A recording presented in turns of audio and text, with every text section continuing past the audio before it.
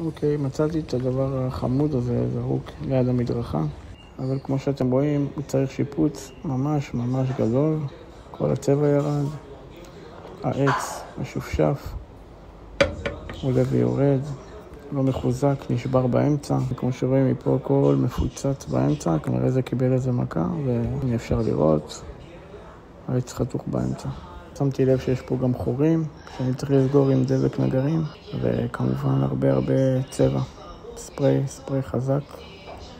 אני אלך לצבע שחור, כמובן לחזק את כל העצים פה, שכבר רופפים. קיצור, שיפוץ, כמו שאני אוהב.